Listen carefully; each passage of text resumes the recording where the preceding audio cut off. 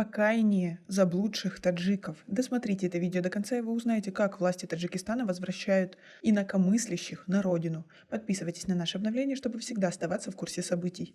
Власти Таджикистана отправили живущему в одной из европейских стран беженцу образец написания заявления о своем раскаянии, заблуждении и желании добровольно вернуться на родину. 30-летний уроженец из Фары Рамазан Хусейнион последние 3 года живет в Европе. На родине беженца обвиняют в экстремизме и разжигании национальной и религиозной розни. Власти объявили Хусейниона в международный розыск. В образце заявления, которое от имени Рамазана Хусейниона написали прокурор и начальник ОМВД города Гисар, говорится, что он с 2017 года распространял в сети материалы экстремистского характера. «Я признаю свою вину, обещаю, что это больше не повторится. Всех других заблудших буду призывать вернуться на родину. Я от всего сердца поддерживаю мудрую политику лидера нации», написано в заявлении от имени Хусейниона. По данным Нансмит, ситуация со свободой слова в стране ухудшилась с 2015 года. Рамазану Хусейниону предложили подписать заявление, а видео с раскаянием отправить властям, после чего он, как обещают власти, будет амнистирован. В отношении Хусейниона возбуждено уголовное дело по статье 307 части 3 «Организация деятельности экстремистской организации» и 189 «Разжигание социальной, расовой, национальной, региональной, религиозной вражды или розни». Рамазан не является членом какой-либо политической организации. Он считает себя независимым аналитиком. В обещания властей я не верю. Если бы в Таджикистане была демократия, то власти не преследовали бы инакомыслящих за всякую критику. Немыслимое давление опасно для будущего страны.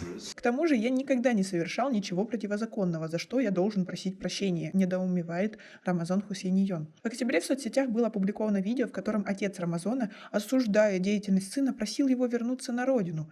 Рамазан Хусейнион не исключает, что видео было снято под давлением местных властей. Последнее слово остается за Рамазаном, говорит Назирджон Юлдошев. Его никто не заставляет. Если он поверит нам, то вернется. С другой стороны, за границей он может попасть в сети радикальных групп, которые отправят его не домой, а в какую-нибудь горячую точку. Он наш земляк, и мы хотим ему добра. Рамазан сам обращался ко мне за помощью. Мы подготовили образец с заявлением и сказали ему: приезжай, поможем, чем можем. Сотрудник ОМВД из Фара-2 добавил, что Рамазан Хусейниона могут амнистировать по статье «Организация деятельности экстремистской организации». Что касается обвинения в разжигании национальной розни, то решение об амнистии по этой статье может принимать только суд, добавил Назирджон Юлдошев. А вы верите таким обещаниям властей? Свои ответы напишите нам, пожалуйста, в комментарии. В 2015 году в Таджикистане были приняты поправки в Уголовный кодекс, дающие властям возможность предоставлять помилование таджикским боевикам, добровольно отказавшимся от службы в иностранных военных группировках, вернувшимся домой и раскаявшимся в содеянном. Президент Эмомали Рахмон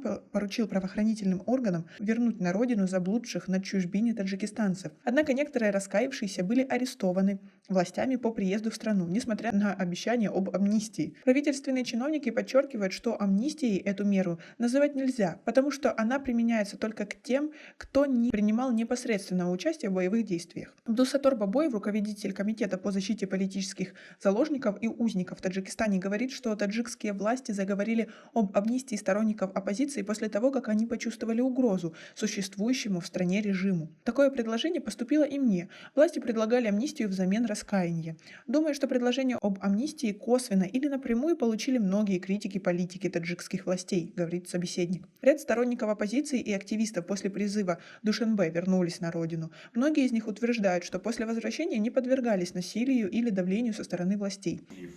Власти Таджикистана должны признать, что давление и аресты в стране направлены только против политиков-оппозиционеров. Однако, так сказать, повезло не всем. 35-летний житель Куляба Садриддин Мулоев, которого ранее обвиняли в членстве в запрещенной религиозной организации Джамаат Таблик, в феврале 2019 года вернулся в Таджикистан, заручившись, по словам родных, обещаниями властей об амнистии. Однако 21 сентября Мулла Сариддина вызвали на беседу в Генеральную прокуратуру Таджикистана и задержали. Вскоре Сариддин Мулоев, по словам родных, был обвинен в терроризме, наемничестве и организации преступного сообщества, а дело направлено в суд. В январе 2020 года суд района Сино города Душанбе приговорил Мулоева к 12 годам колонии по обвинению в терроризме и экстремизме. Мы постоянно получаем информацию об угрозах независимым журналистам.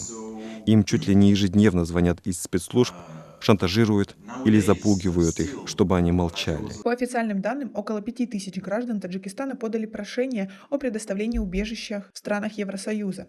Многие из них утверждают, что были вынуждены покинуть страну из-за репрессий таджикских властей. В настоящее время Таджикистан разыскивает более 3000 своих граждан, многие из которых обвиняются в терроризме и экстремизме. Среди них немало активистов и сторонников запрещенных в стране политических групп. Но также там и много тех, кто просто высказывал свое мнение на просторах интернета. Но это такой бред, который бывает только в авторитарных странах, ну или в Таджикистане. Как вы относитесь к этому всему и к людям, которые высказывают свое мнение? Напишите нам, пожалуйста, в комментарии.